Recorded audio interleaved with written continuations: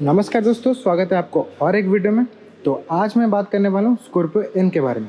तो चलिए शुरू करते हैं बिना किसी देरी के। तो शुरुआत करते हैं चाबी से। ये जो चाबी का जो डिज़ाइन है वो महिंद्रा के पहले जो गाड़ियों के जैसा ही है, इसमें कुछ बदलाव नहीं है।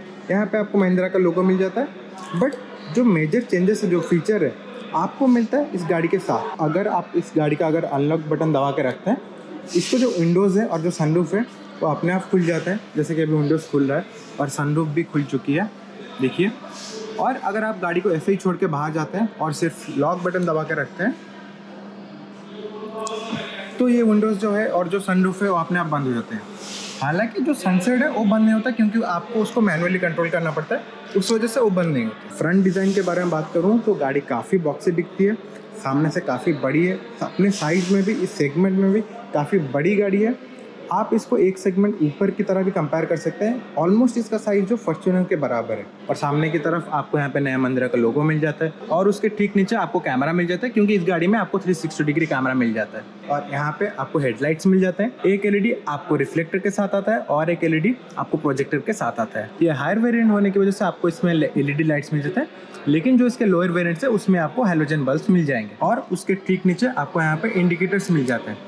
गाड़ी लॉक किया मैंने, उस वजह से इंडिकेटर्स ब्लिंक किए। और इसके नीचे आपको मिल जाते हैं फॉग लाइट्स, ये भी एलईडी के साथ आता है। और उसके साथ साथ आपको यहाँ पे डे टाइम रनिंग एलईडीज मिल जाते हैं। हाइट से भी ये गाड़ी काफ़ी बड़ी लगती है, काफ़ी बॉक्सी डिज़ाइन प्रोवाइड करती है। अगर आपको वो रगिड लुक पसंद है तो आपको ये गाड़ी ज़रूर पसंद होने वाली है। और इस गाड़ी में आपको मिल जाते हैं 18 इंच के टायर्स, क्योंकि ये हायर मॉडल है, टॉप मॉडल है। ऑटोमेटिक मॉडल में ही सिर्फ 18 इंच का टायर्स आते हैं, लेकिन अगर आप टॉप मॉडल में भी मैनुअल वेरिएंट लेने वाले हैं तो उसमें आपको 17 इंच के टायर्स मिल जाते हैं। अगर मैं टायर प्रोफाइल की बात करूं तो आपको यहाँ पर 255/60 R18 के टायर्स मिल जाते हैं।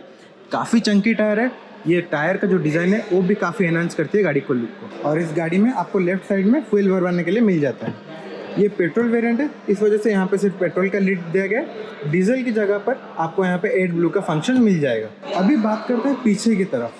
पीछे क्या कुछ डिज़ाइन है, देखिए। पीछे का जो डिज़ाइन है वो काफ़ी बड़ी लगती है डिज़ाइन से। मैं अगर अपनी पर्सनल ओपिनियन के बारे में बात करूं तो ये गाड़ी का जो डिज़ाइन है, जो बैक साइड का डिज़ाइन है, वो कहीं ना कहीं जो महिंद्रा की जो पुरानी ज़ाइलो आती थी ना कहीं उससे इंस्पायर है। तो मेरा मानना ये है कि अगर महिंद्रा यहाँ पे थोड़ा सा कुछ डिज़ाइन वगैरह के चेंजेस करता, जैसे कि XUV 700 में आपको मिल जाता है, वो उतना बड़ी नहीं लगती पीछे से, लेकिन स्कॉर्पियो में ऐसा कुछ चेंजेस यहाँ पे हो जाता तो पीछे से ये गाड़ी इतनी बड़ी नहीं लगती। ये जो पीछे के लुक्स हैं आप पे ग्रो करने के लिए कहीं ना कहीं थोड़ा सा टाइम लेते हैं। और यहाँ पे आपको पीछे कैमरा भी मिल जाता है, जैसे कि मैंने आपको बताया था, क्योंकि ये 360 डिग्री कैमरा के साथ आता है तो उस वजह से यहाँ पे आपको कैमरा मिल जाते हैं। और उसके साथ साथ आपको चारों सेंसर्स मिल जाते हैं। यहाँ पे 1, 2, 3 और 4 सेंसर्स मिल जाते हैं। उस मामले में भी कंजूसी नहीं की गई है। और यहाँ पे आपको पीछे वाइपर भी मिल जाता है। एंड यहाँ पे आपको स्कॉर्पियो का बैजिंग मिल जाता है। ये स्कॉर्पियो एन वेरिएंट है, जैसे कि आपको पता है, उस वजह से यहाँ पे आपको एक रेड कलर में एन लिखा हुआ मिलता है। और इसके जो लाइट्स हैं ये एलईडी के साथ आते हैं। इसके डिज़ाइन के बारे में मुझे कंप्लेन नहीं है, लेकिन जो पहले की जो स्कॉर्पियो आती थी, जो अभी स्कॉर्पियो क्लासिक के नाम से फेमस है, तो उसमें जो बैकलाइट आती है वो मुझे काफ़ी पसंद है। उसका डिज़ाइन मुझे काफ़ी पसंद है। अगर आप नीचे की तरफ देखें तो आपको नीचे की तरफ स्टेपनी टायर मिल जाता है। तो ये जो टायर है आपको एक साइज छोटा टायर मिलता है। और एक चीज़ मैं आपको यहाँ पे ज़रूर बताना चाहूँगा, ये जो स्कॉर्पियो है डोर की तरफ खुलता है। अच्छा, डोर लॉक है। यहाँ पे भी रिक्वेस्ट सेंसर आपको मिल जाता है। ये बढ़िया बात है, आपको हर जगह पर रिक्वेस्ट सेंसर मिल जाता है। हाँ, मैं आपको ये बता रहा था, ये जो पीछे के जो डोर्स हैं ये आपको डोर की तरह खुलते हैं, साइडवेज खुलते हैं ये डोर्स। तो ये चीज़ जो है ये कहीं ना कहीं थोड़ा सा ज़्यादा जगह ले लेती है। अगर इसको साइड डोर की तरह ना देके ऊपर की तरफ खुलने वाला डोर दिया गया जाता तो वो ज़्यादा बेहतर बात होती। लेकिन स्कॉर्पियो लवर्स को ये साइड से खुलने वाली डोर ज़्यादा पसंद है। जो प्रीवियस जनरेशन स्कॉर्पियो आती थी वो आती थी साइड सीट के साथ, लेकिन ये जो स्कॉर्पियो आती है वो नॉर्मल सीट्स के साथ आती है। तो सेफ्टी को सामने रखते हुए इस सीट का जो अरेंजमेंट है उसको चेंज कर दिया गया। तो फाइनली मैं आपको ये बताना चाहूँगा, मुझे साइड से ये गाड़ी काफ़ी अच्छी लगती है, काफ़ी बड़ी लुक प्रोवाइड करती है। और सामने से ये गाड़ी मुझे सबसे अच्छी लगती है। तो इसका जो फ्रंट डिज़ाइन का जो पार्ट है, इसका जो फ्रंट का जो डिज़ाइन है वो मुझे XUV 700 से भी ज़्यादा अच्छी लगती है। तो सामने के डिज़ाइन के बारे में मुझे कोई कंप्लेन नहीं है, बेहतरीन लगती है गाड़ी सामने से। तो अभी चलते हैं गाड़ी के अंदर। हाँ, मैं आपको और एक बात बताना चाहूँगा, यहाँ पे जो फुट रेस्ट मिलता है या फुट स्टेप कह लीजिए, इसका जो क्वालिटी है ना भाई, बेहतरीन क्वालिटी है। देखिए लिटरली मैं इस पर खड़ा हूँ पूरा और इस पर कूद भी रहा हूँ, तो ये जो सॉलिडिटी है ना, मुझे फील हो रहा है काफी बढ़िया क्वालिटी है इसका। एंड अगर आप दरवाजा खोलते हैं तो पहले ही नजर में आपको नजर आता है ये हैंडल। तो स्कॉर्पियो में ये हैंडल ना दिया गया ऐसा हो ही नहीं सकता। और इस गाड़ी में आपको कुछ ऐसा ब्राउन इंटीरियर मिल जाता है। सीट्स जो है वो भी ब्राउन एंड ब्लैक कलर के मिक्सर के साथ आता है। उसके साथ साथ आपका जो डैशबोर्ड का डिजाइन दिया गया है वहाँ पे भी आपको ब्राउन एंड ब्लैक कलर का इस्तेमाल करते हुए आपको नजर आएगा। तो अभी मैं अंदर आ जाता हूँ, फिर बात करेंगे गाड़ी के बाकी फीचर्स के बारे में। यहाँ पे आपको विंडोज के कंट्रोल्स वगैरह मिल जाते हैं जैसे कि नॉर्मल सभी गाड़ियों में मिलते हैं। ये ड्राइवर एंड फ्रंट पैसेंजर्स दोनों के लिए ऑटो रोल डाउन फंक्शंस के साथ आ जाता है। और यहाँ पे आपको इलेक्ट्रॉनिक ORBM के कंट्रोल्स वगैरह मिल जाते हैं। एर्गोनॉमिक्स के बारे में बात करूँ तो इनका जो प्लेसमेंट है वो काफी इसी जगह पे है, उसमें मुझे कोई कंप्लेन नहीं है। और ये जो साइड का जो पार्ट यहाँ पे आपको हार्ड प्लास्टिक का इस्तेमाल किया गया है। आपको दूर से देखने से ये लगता है कि यहाँ पे लेदर का इस्तेमाल किया गया है, लेकिन इस पार्ट में आपका प्लास्टिक का यूज किया गया है। और इस जगह पे आपको थोड़ा सा जो लेदर टाइप फील देने की यहाँ पे कोशिश की गई है। और ये जो ग्राब हैंडल्स है वो सिल्वर कलर में फिनिश किया गया है। और अगर मैं साइड के बारे में बात करूँ तो आपको यहाँ पे फील हो रहा है कि काफी सारे बटन्स खाली है। मे बी ये लोअर वेरिएंट हो सकता है, लेकिन नहीं, ये हायर वेरिएंट है। यहाँ पे आपको बटन्स खाली दिया गया है ताकि आप बाद में इसको कस्टमाइज वगैरह करवा सके। और यहाँ पे आपको हेडलाइट लेवलर वगैरह मिल जाता है। और इस साइड में आपको इंजन का स्टार्ट स्टॉप बटन भी इस तरफ ही मिल जाता है। एंड ये जो सीट्स है आपको ये 6 वे एडजस्टेबल सीट्स मिल जाते हैं। ये बेसिकली आपका लंबर सपोर्ट कंट्रोल करने के लिए है। एंड बाकी सारी चीजें इलेक्ट्रॉनिकली कंट्रोल होता है। तो इन सब मामलों में भी जो सोफिस्टिकेशन है वो यहाँ पे नजर आती है। तो स्टीयरिंग के बारे में बात करूँ तो यहाँ पे आपको स्टीयरिंग में यहाँ पे बीच में आपको नया महिंद्रा का लोगो मिल जाता है। हालांकि जो यहाँ पे लेदर अपहोल्स्ट्री का यूज किया गया है वो इतना सॉफ्ट नहीं है। अगर आप यहाँ पे टच करते हैं तो आपको फील होता है कि जितना सॉफ्ट होना चाहिए था वो उतना सॉफ्ट नहीं है। एंड चौड़ाई भी थोड़ा सा कम है। अगर ये थोड़ा सा और ज्यादा चौड़ा होता तो जो कंफर्ट है वो कहीं ना कहीं जो स्टीयरिंग पकड़ने का जो कंफर्ट है वो थोड़ा सा ज्यादा बेहतर हो जाता। एंड बाकी आपको यहाँ पे वॉल्यूम्स कंट्रोल करने के लिए यहाँ पे वॉल्यूम्स कंट्रोल्स वगैरह मिल जाते हैं। और इस साइड में आपको कॉल वगैरह का कंट्रोल्स मिल जाता है। तो इस साइड से आप क्रूज कंट्रोल वगैरह वो सब कंट्रोल कर सकते हैं। उसके साथ साथ जो इंस्ट्रूमेंट क्लस्टर है वो भी आप यहीं से कंट्रोल कर सकते हैं। एंड आपको राइट साइड में आपको हेडलाइट्स के कंट्रोल मिल जाता है। एंड लेफ्ट साइड में आपको वाइपर्स वगैरह का उन सब का कंट्रोल्स मिल जाता है। इसका जो इंस्ट्रूमेंट क्लस्टर है ये देखने में काफी बढ़िया है। लेफ्ट साइड में आपको आरपीएम मीटर्स वगैरह मिल जाते हैं और राइट साइड में आपको स्पीडोमीटर मिल जाता है। बीच में आपको डिस्टेंस वगैरह कितना चला है वो सब मिल जाता है। और इसके जो फीचर्स वगैरह है आप स्टीयरिंग से कंट्रोल कर सकते हैं। फिलहाल मैं ये जो सारे फंक्शंस है मैं इनको स्टीयरिंग से कंट्रोल कर रहा हूँ। तो अभी बात कर लेते हैं थोड़ा सा डैशबोर्ड के डिजाइन के बारे में। डैशबोर्ड का जो डिजाइन है वो प्रीवियस स्कॉर्पियो से कहीं ना कहीं इंस्पायर है। आपको यहाँ पे स्कॉर्पियो का ब्रांडिंग मिल जाता है। थार में थोड़ा सा ज्यादा बड़ा ब्रांडिंग मिलता है, ये थोड़ा सा एलिगेंट लगता है कहीं ना कहीं। यहाँ पे आपको हार्ड प्लास्टिक्स मिल जाते हैं। और ये जो मटेरियल इस्तेमाल किया गया है ये यहाँ पे सब टच मटेरियल का इस्तेमाल किया गया है। और इस गाड़ी में आपको सोनी का म्यूजिक सिस्टम मिल जाता है जो कि बेहतरीन है। इस सेगमेंट में म्यूजिक क्वालिटी इस गाड़ी में काफी बेहतर है। यहाँ पे आपको सोनी का ब्रांडिंग मिल जाता है। उसके साथ साथ आपको यहाँ पे एक बड़ा सा टच स्क्रीन मिल जाता है।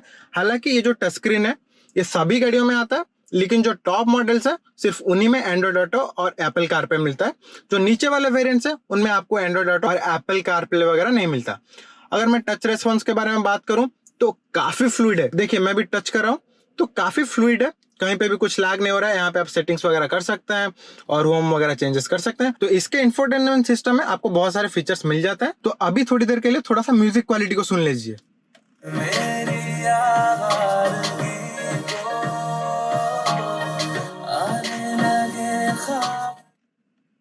देखिए जो म्यूजिक क्वालिटी है वो काफी बढ़िया, बेस वगैरह काफी थम प्रोड्यूस करती है। तो गाने का जो मजा है इस गाड़ी में आपको बेहतरीन मिलने वाली है। लेकिन मैं आपको ज्यादा देर के लिए नहीं सुना सकता क्योंकि कॉपीराइट्स लग जाएंगे। तो यहाँ पे महिंद्रा ने एक बढ़िया काम किया है, क्योंकि जब आप ड्राइव करते हैं तो टच स्क्रीन से कंट्रोल करना बहुत ही मुश्किल हो जाता है। तो उस वजह से आपको यहाँ पे वॉल्यूम्स के कंट्रोल्स मिल जाते हैं। यहाँ पे ट्यूनर वगैरह का जो रेडियो का जो ट्यूनर वगैरह है आप इस तरफ से कंट्रोल कर सकते हैं। म्यूजिक के लिए आपको स्पेसिफिक बटन मिल जाता है, कॉल्स के लिए आपको स्पेसिफिक बटन मिलता है, ये होम बटन मिल जाता है। और इसके साथ साथ आपको बैक बटन भी मिल जाता है। अगर आप सेटिंग्स में जाना चाहें तो सेटिंग्स भी दबा के जा सकते हैं। तो जब आप ड्राइव कर रहे हैं तो आपको टच स्क्रीन पे ज्यादा डिपेंडेंट होने की जरूरत नहीं है। तो यहाँ पे जो बटन दिया गया है उस वजह से आप ड्राइविंग के टाइम ज्यादा डिस्ट्रैक्टेड नहीं होते। तो यहाँ पे आपको डुअल जोन कंट्रोल एसी वगैरह मिल जाता है। यहाँ पे सारे एसी के फीचर्स दिए गए हैं। एसी का परफॉर्मेंस भी काफी बढ़िया है। और उसके नीचे आपको यहाँ पे बटन्स वगैरह दिए गए हैं। ये बेसिकली हिल असिस्ट के लिए है, ये इलेक्ट्रॉनिक स्टेबिलिटी के लिए है, ये कैमरा का बटन है। ये कैमरा का बटन दबा के आप यहाँ पे कैमरा का इस्तेमाल कर सकते हैं। क्या कुछ गाड़ी है क्योंकि 360 डिग्री कैमरा आता है तो उस वजह से भी आप कैमरा का इस्तेमाल कर सकते हैं। और यहाँ पे नीचे भी आपको फंक्शंस मिल जाते हैं। यहाँ पे जो ड्राइवर साइड जो पैसेंजर एयरबैग है वो ऑन है कि ऑफ है यहाँ पे आपको दिखाता रहता है। और उसके साइड में 2 USB पोर्ट्स मिल जाते हैं चार्ज करने के लिए।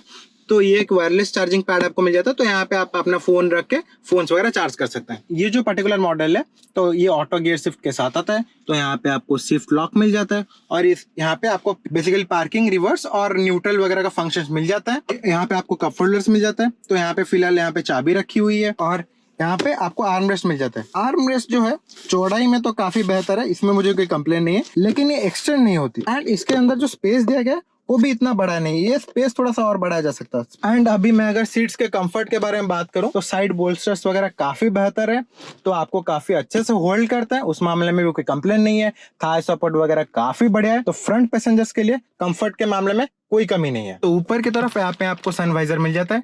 ड्राइवर साइड के लिए आपको कोई भी मिरर और लाइट्स नहीं मिलते। अगर मैं आपको पैसेंजर साइड का दिखाऊं तो यहाँ पे आपको मिरर्स भी मिल जाते हैं और लाइट्स भी मिल जाते हैं। महिंद्रा ने ड्राइवर्स के लिए ऐसा 900 क्यों किया है मुझे पता नहीं। और यहाँ पे आपको लाइट्स मिल जाते हैं, ये भी एलईडी लाइट है और काफी ब्राइट है, तो ये भी काफी बढ़िया है। और यहाँ पे आपको सनरूफ मिल जाता है जो कि नॉर्मल साइज का सनरूफ है। आपको तो पता ही है अभी जो स्कॉर्पियो का जो सनरूफ है वो काफी कंट्रोवर्सी में चल रहा था, तो मैं ये कहना चाहूंगा कि सनरूफ बाहर निकलने के लिए नहीं होता, ये जिस पर्पस के लिए बनाई गई है उस पर्पस को अच्छे से फुलफिल करती है। और यहाँ पे आपको रूफ माउंटेड स्पीकर्स मिल जाते हैं जिस वजह से आपको अच्छा साउंड मिलता रहे। और आपको पैसेंजर साइड में ग्राब हैंडल्स भी मिल जाता है, हालांकि जो ग्राब हैंडल्स है काफी सडनली हार्शली बंद होते हैं ये सारी चीजें। तो अभी चलते हैं पीछे की तरफ। तो आपके रेफरेंस के लिए मैं बता दूं, मेरा हाइट है 5'7" और मैं गाड़ी में आ चुका हूँ। मुझे जो यहाँ पे स्पेस मिल रहा है, स्पेस के मामले में बेहतरीन है। जहाँ पे मेरा फुट रेस्ट कर रहा है यहाँ पे भी नीचे थोड़ा सा स्पेस है, तो मैं यहाँ पे कंफर्टेबली अपना पैर फैला पा रहा हूँ। और मैं अगर थाई सपोर्ट के बारे में बात करूँ तो ये भी बेहतरीन है। मेरे हाइट के हिसाब से मुझे थाई सपोर्ट की कोई कमी नहीं हो रही।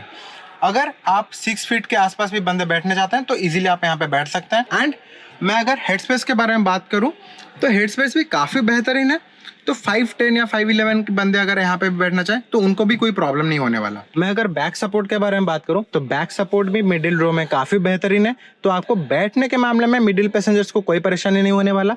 एंड आपको बीच में ये आपको आर्म रेस्ट भी मिल जाता है जो कि विड्थ में थोड़ा सा पतला है, इसको और थोड़ा सा विड्थ में बड़ा किया जा सकता था, लेकिन आपका काम चल जाता है। एंड जो मिडिल पैसेंजर यहाँ पे बैठने वाला है थोड़ा सा यहाँ पे हाइट का डिफरेंस है, मगर इतना कुछ डिफरेंस नहीं होने वाला। अगर आप 3 बंदों के साथ यहाँ पे ट्रैवल करना चाहते हो तो गाड़ी की विड्थ काफ़ी अच्छी है, तो आप डिसेंट स्पेस के साथ, डिसेंट कंफर्ट के साथ आप यहाँ पे 3 बंदे ट्रैवल कर सकते हो। एंड पीछे आपको बाकी के फीचर्स मिल जाता है। पीछे आपको एसी वेंट्स मिल जाता है एंड उसके साइड में आपको फोन चार्ज करने के लिए एक टाइप सी पोर्ट मिल जाता है। तो बेसिकली सीट में यहाँ पे एक फोन रखने के लिए, फाइल्स वगैरह रखने के लिए स्पेस दिया गया है, तो आप यहाँ से कनेक्ट करके आपका फोन यहाँ पे चार्ज कर सकते हैं। एंड पीछे भी आपको लाइट्स मिल जाता है, ये भी एलईडी लाइट्स है। ब्राइटनेस के हिसाब से मुझे कोई कंप्लेन नहीं है। और यहाँ पे जो सनरूफ है वहाँ पे खत्म हो जाता है, तो इस वजह से जो हेड स्पेस है वो भी इस गाड़ी में काफी बेहतरीन मिल जाता है। और कोट वगैरह टांगने के लिए आपको ये हुक वगैरह मिल जाते हैं। तो अभी चलते हैं थर्ड रो में, देखते हैं क्या कुछ स्पेस मिलता है। आप यहाँ पे ये बटन दबा के इजीली इस सीट को हटा सकते हैं, तो ये सीट पूरा हट जाती है, तो इस वजह से आपको यहाँ पे काफी अच्छा स्पेस मिल जाता है अंदर जाने के लिए और आप इजीली अंदर जा सकते हैं। अब मैं अंदर आके बैठ चुका हूँ, तो मैं ये कहना चाहूँगा जो मेरे हाइट के हिसाब से यहाँ पे जो स्पेस है पूरा लगभग एंड में ही ख़त्म हो रहा है, स्पेस यहाँ पे कुछ नहीं बचा है। अगर मैं थाई सपोर्ट के बारे में बात करूँ तो थाई सपोर्ट भी यहाँ पे लैग कर रहा है, तो ये जो स्पेस है ये बड़े लोगों के बैठने के लिए नहीं है, ये नॉर्मली जो छोटे बच्चे हैं उनके लिए सही है। अगर मैं बैक सपोर्ट के बारे में बात करूँ तो बैक सपोर्ट भी हाइट में काफ़ी छोटा है, तो ये सीट जो है बच्चों के लिए सही है। और पीछे आपको बाकी के फीचर्स मिल जाते हैं। आपको यहाँ पे ग्रैब हैंडल्स मिल जाते हैं, आपको 3 पॉइंट सीट बेल्ट्स मिल जाते हैं, तो आपको यहाँ पे स्पीकर्स में मिल जाता है। तो गाने का जो मजा है इस गाड़ी में कम नहीं होना चाहिए, महिंद्रा ये बिलीव करके चल रही है। एंड आपको यहाँ पे एलईडी लाइट्स भी मिल जाते हैं, लाइट्स भी यहाँ पे भी एलईडी लाइट्स का इस्तेमाल किया गया है, तो काफ़ी ब्राइट है, उस मामले में भी कोई कंप्लेन नहीं है। लेकिन एक चीज़ है, आपको यहाँ पे एसी वेंट्स नहीं मिलते या कप होल्डर्स वगैरह कुछ नहीं मिलते, तो इस वजह से जो आपका एक्सपीरियंस है पीछे के रो में कहीं ना कहीं थोड़ा सा खराब हो जाता है। यहाँ पे एटलीस्ट एसी वेंट्स होने चाहिए थे जैसे आपको एक्सयूवी में मिल जाता है। एंड आपको यहाँ पे चार्जिंग पॉइंट्स वगैरह नहीं मिलता, लेकिन जो डिग्गी में जो आपको 12 वोल्ट का सॉकेट मिल जाता है, तो उसके मदद से आप यहाँ पे चार्ज वगैरह कर सकते हैं अगर चाहें तो आप। एंड अगर आप ऐसा निकलना चाहते हैं तो बस ये बटन सिर्फ दबाइए और ये सीट आगे चली जाती है, तो आप इजीली यहाँ से निकल सकते हैं। तो अभी बात कर लेते हैं बूट स्पेस के बारे में। हालांकि मैं आपको बूट स्पेस दिखा चुका हूँ पहले, लेकिन थोड़ा सा डिटेल में बात कर लेते हैं। तो यहाँ पे जो स्पेस है वो काफ़ी कम है। अगर आप बैकपैक वगैरह रखना चाहते हैं तो इजीली यहाँ पे 2-3 रख सकते हैं, लेकिन अगर आप मीडियम साइज़ के डफल वगैरह कैरी करना चाहते हैं डफल्स बैग्स वगैरह बेसिकली, तो आपको वहाँ पे जगह की कमी होने वाली है। मगर अगर आप ये जो थर्ड रो है उसको अगर रोल डाउन कर दें तो आपके लिए यहाँ पे अच्छा खासा स्पेस बन जाता है। तो यहाँ पे आप अपना लगेज वगैरह कैरी कर सकते हैं अच्छे खासे स्पेस के साथ। मगर अगर आप फुल लोड के साथ गाड़ी में ट्रैवल कर रहे हैं तो उनका सारा चीज़ कैरी करना इस गाड़ी में ऑलमोस्ट नेक्स्ट टू इम्पॉसिबल है। तो भैया अभी बात करते हैं ड्राइवर सीट से कि गाड़ी चलाने में कैसी है। तो शुरुआत करते हैं गाड़ी के विजिबिलिटी से। इस गाड़ी में आप काफ़ी ऊंचा बैठते हैं, गाड़ी में बॉनेट वगैरह आपको काफ़ी क्लियरली दिखती है, उस समय में कोई प्रॉब्लम नहीं है। साइड के व्यूज़ के बारे में बात करूं तो आप काफ़ी अच्छे से, इसके विंडोज़ वगैरह बहुत बड़े हैं और विंडशील्ड वगैरह भी काफ़ी ऊंचा है, तो इस वजह से आपको देखने के मामले में, विजिबिलिटी के मामले में यहाँ पे आपको कोई प्रॉब्लम नहीं है। हालांकि अगर आपको पुरानी वाली स्कॉर्पियो पसंद थी जिसमें आप बहुत ही ऊंचा बैठते थे, बॉनेट और भी ज़्यादा क्लियर दिखती थी, तो वो चीज़ आप यहाँ पे मिस करने वाले हो। तो विजिबिलिटी के मामले में आप यहाँ पे कोई भी प्रॉब्लम फेस नहीं करने वाले। और इस गाड़ी में सीटिंग कंफर्ट वगैरह कैसा है, अगर मैं पुराने स्कॉर्पियो से कंपेयर करूँ तो सीट्स काफ़ी बेहतर है पुराने स्कॉर्पियो से, काफ़ी अच्छे से आपको होल्ड करती है, अच्छा थाई सपोर्ट मिल जाता है। सीट्स के जो कम्फर्ट है बेसिकली वो पुराने स्कॉर्पियो से बेहतरीन है। इस सीट्स में आपको साइड में बोल्स्टर वगैरह भी अच्छे खासे मिल जाते हैं, तो जिस वजह से आप अगर कॉर्नर वगैरह भी ले रहे हैं स्कॉर्पियो एन के साथ, हालांकि आपको ये करना नहीं चाहिए, फिर भी अगर आप कॉर्नर वगैरह ले रहे हैं तो उस मामले में भी आपको सीट से अच्छा खासा सपोर्ट मिल जाता है। और गाड़ी में पावर वगैरह कैसा मिल जाता है, गाड़ी में आपको मिल जाता है 175 PS का पावर डीजल इंजन के साथ, जो कि बेहतरीन है। अगर मैं इस सेगमेंट की बात करूँ तो फिलहाल मैं अभी डीजल ही चला रहा हूँ, तो उसी बारे में बात करते हैं। इसमें मिल जाता है आपको 370 न्यूटन मीटर का टॉर्क मैनुअल ट्रांसमिशन के साथ। अगर मैं ऑटोमेटिक की बात करूं तो वहां पे आपको 400 न्यूटन मीटर का टॉर्क मिल जाता है। भैया ये मैनुअल वालों के साथ ऐसे नाइंसाफ़ी क्यों? ये चीज़ यहाँ पे दिया गया है ताकि जो ऑटोमेटिक में जो लैग वगैरह फील होता है उस फीलिंग को थोड़ा सा कम करने के लिए यहाँ पे टॉर्क वगैरह ज़्यादा दिया गया है ऑटोमेटिक के साथ। और गाड़ी के पिकअप वगैरह कैसा है, पिकअप वगैरह की बात करूं तो गाड़ी बेहतरीन है, अच्छा खासा टॉर्क मिल जाता है आपको इस गाड़ी के साथ। आप किसी भी गियर पे चले आपको कहीं पे भी टॉर्क की कमी फील नहीं होने वाली। इवन अगर आप फुल लोड के साथ, फुल कैपेसिटी के साथ इस गाड़ी के साथ ट्रैवल कर रहे हैं तो वहाँ पे भी आपको पावर की कमी फील नहीं होने वाली। तो अगर आप मुझसे पूछेंगे क्या इसका परफॉर्मेंस बेहतरीन है इस सेगमेंट में, मैं बोलूँगा नहीं। महिंद्रा की आने वाली XUV700 इससे थोड़ा सा ज़्यादा परफॉर्मेंस ऑफर करती है, क्योंकि वो फ्रंट ड्राइव व्हील के साथ आती है तो थोड़ा सा ज़्यादा फील होती है। ये रियर व्हील ड्राइव होने की वजह से वो थोड़ा सा आपको पेपीनेस जो है वो कम फील होता है इस गाड़ी के साथ। क्या पावर वगैरह कम है इस गाड़ी के साथ? जी नहीं, पावर वगैरह के बारे में मैं ऑलरेडी बता चुका हूँ, पावर की यहाँ पे कोई भी कमी नहीं है। पावर वगैरह के साथ साथ आपको गियर बॉक्स किस तरह का मिल जाता है, आपको इसमें 6 स्पीड मैनुअल ट्रांसमिशन मिल जाता है। मैंने यहाँ पे कोई भी गियर रिलेटेड इश्यूज़ फेस नहीं किया। अगर मैं 100 स्पीड में चला रहा हूँ तो गाड़ी ऑलमोस्ट 200,000 RPM के पास रहती है, तो गाड़ी काफ़ी कंफर्टेबली क्रूज़ करती है। तो उस मामले में भी इंजन को ज़्यादा स्ट्रेस नहीं पड़ता, ईजिली गाड़ी क्रूज़ करती है हाईवे पे। अगर आप इसको 120 या 130 में भी भगाते हैं तो ईजिली ये गाड़ी चली जाती है। अब मैं अपने एक्सपीरियंस से बता रहा हूँ, इंजन में इतना पावर मिल जाता है, अगर आप चाहें तो इस गाड़ी को 140 150 तक भी लेके जा सकते हैं ईजिली। लेकिन मेरी राय ये रहेगी कि आप इतना स्पीड मत चलाइए हाईवे पे, क्योंकि इंडिया में 120 से ऊपर की स्पीड लीगल नहीं है। अगर मैं ऑटो ट्रांसमिशन के बारे में बात करूं तो वहाँ पे आपको थोड़ा सा स्ट्रेस टाइप फील होता है। हालांकि इंजन में पावर की कमी नहीं है, लेकिन उस गियरबॉक्स को ऐसा डिज़ाइन किया गया है कि वो 2000 RPM पे गियर चेंज करती है, तो उस वजह से आपको जो इंजन का जो ग्रंट है आप थोड़ा सा फील कर सकते हैं। अगर आप इसका पावर टेस्ट करना चाहते हैं तो जूम मोड पे चलाइए, आपको फील हो जाएगा कि कितना पावर है इस गाड़ी में। तो ऑटोमेटिक किनको लेनी चाहिए, अगर आप ज़्यादा सिटी में ट्रैवल करते हो, आपका ड्राइविंग जो स्टाइल है वो हाईवे एंड सिटी को मिक्स कंडीशंस पे है, तो आप ऑटोमेटिक की तरफ जा सकते हो। अगर मुझे पूछा जाए तो मैं कौन सा गियरबॉक्स प्रेफर करूँगा, तो मैं प्रेफर करूँगा मैनुअल गियरबॉक्स, क्योंकि मज़ा आता है इसको चलाने में। वो जो टॉर्क है, वो जो फील है, जो रॉ फीलिंग है ना, बेसिकली इस गाड़ी में मिल जाता है। तो इस वजह से मैं चूज़ करूँगा मैनुअल ट्रांसमिशन। तो आप कौन सा ट्रांसमिशन चूज़ करेंगे कमेंट में ज़रूर बताएं। तो फिलहाल बात करते हैं इस गाड़ी के ब्रेकिंग परफॉर्मेंस के बारे में। तो ब्रेकिंग परफॉर्मेंस भी बेहतरीन है इस गाड़ी का, आपको चारों व्हील्स पे डिस्क ब्रेक मिल जाते हैं, तो जिस वजह से जो स्टॉपिंग डिस्टेंस है वो काफ़ी कम है। हाँ, एक चीज़ मैं यहाँ पे बोलना चाहूँगा, जो फीडबैक है वो थोड़ा सा लैग करता है, क्योंकि अगर आप ब्रेक थोड़ा सा दबाते हैं तो काफ़ी सडनली ब्रेक लगती है। इस चीज़ को एक्वेंटेड होने में आपको थोड़ा सा टाइम लगेगा। मैं ये नहीं बोलना कि ब्रेक ख़राब है, ब्रेक का जो फीडबैक है वो थोड़ा सा अलग है, तो आपको आदत डलवाने में थोड़ा सा टाइम लगेगा। स्टॉपिंग पावर के बारे में बात करूँ तो बेहतरीन स्टॉपिंग पावर है, गाड़ी बहुत ही कम डिस्टेंस में रुक जाती है, वहाँ पे भी आपको कोई प्रॉब्लम नहीं है। और स्टेबिलिटी वगैरह इस गाड़ी में कैसा मिल जाता है, इवन आप हाई स्पीड पे चला रहे हैं 120 या 130 पे, तो वहाँ पे भी स्टेबिलिटी वगैरह अच्छा है अगर आप हाईवे पे चला रहे हैं। हालांकि अगर आप 120 या 130 स्पीड में से किसी बम्पर वगैरह से या स्पीड ब्रेकर से जोर से निकाल रहे हैं, तो वहाँ पे थोड़ा सा आप फील कर सकते हैं गाड़ी अनस्टेबल हो रही है। लेकिन किसी भी मामले पे अगर आप हाईवे पे क्रूज़ कर रहे हैं हाई स्पीड पे, तो वहाँ पे गाड़ी काफ़ी स्टेबल है। अगर आप थोड़ा सा मीडियम स्पीड के साथ 30-40 के साथ अगर आप किसी गड्ढे वगैरह से निकलते हो, तो गाड़ी ग्लाइड करके निकलती है गड्ढे के ऊपर, आपको पता ही नहीं चलता।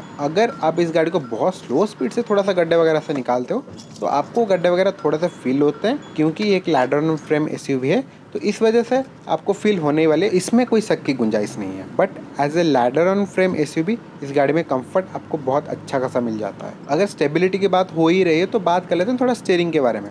स्टीयरिंग फीडबैक कैसा है? स्टीयरिंग के फीडबैक भी बहुत बेहतरीन हो चुका है अगर मैं कंपेयर करूँ पुराने स्कॉर्पियो से। लेकिन अगर आप ये पूछेंगे कि यह बेस्ट इन सेगमेंट है, जी नहीं, ये गाड़ी बनाई नहीं गई उस तरह से चलाने के लिए। ये गाड़ी एक एसयूवी है, तो एसयूवी से आप ज़्यादा एक्सपेक्ट नहीं कर सकते। एज ए एसयूवी अगर मैं इसको देखूँ, तो इसका स्टीयरिंग फीडबैक वगैरह काफ़ी सही है। आपको ओवरऑल एक अच्छा स्टीयरिंग फीडबैक मिल जाता है। सबसे ज़रूरी बात कि स्टीयरिंग वगैरह में आपको लैग वगैरह फील नहीं होता। स्टीयरिंग पे आपको अच्छा खासा कंट्रोल्स मिल जाते हैं, जिस वजह से आप ड्राइविंग से डिस्ट्रैक्ट भी नहीं होने वाले। तो फाइनली बात करते हैं इस गाड़ी के माइलेज के बारे में। अगर आप इस गाड़ी को इजीली चलाते हैं 80-90 के आसपास, अगर आप इस गाड़ी को क्रूज़ कर रहे हैं यहाँ पे, तो आपको इजीली 14-15 के आसपास माइलेज मिल जाता है, जो कि इस गाड़ी के साइज़ के हिसाब से, इस गाड़ी के वेट के हिसाब से बेहतरीन है। अगर आप इस गाड़ी का फुल पोटेंशियल यूज़ करते हैं, पूरा खींच के चलाते हैं, तो वहाँ पे ओब्वियसली आपका माइलेज ड्रॉप होने वाला है। अगर आप मुझसे ऑटोमेटिक के बारे में पूछेंगे, तो ऑटोमेटिक में आपको 12 या 13 का माइलेज मिल जाता है। तो ऑब्वियस सी बात है कि ऑटोमेटिक में थोड़ा सा आपको कम माइलेज मिलेगा, लेकिन ओवरऑल गाड़ी के साइज़ के हिसाब से माइलेज काफ़ी बेहतरीन है। तो भैया अब चलते हैं फाइनल वर्डिक्ट के ऊपर। तो किन लोगों को ये गाड़ी लेनी चाहिए? तो जिनको रिक्वायरमेंट है एक 7 सीटर कार की, एंड उनको चाहिए एक proper ladder on frame SUV with 4 wheel drive option के साथ, तो वो सब इस गाड़ी को डेफिनेटली कंसिडर कर सकते हैं। Thank you Baleshwar Basanti motors for providing me this car, and if you have any query related to Mahindra cars, then you can contact them. All the details are given below. So आज के लिए बस इतना ही, मिलते हैं किसी और वीडियो में। सी यू सून।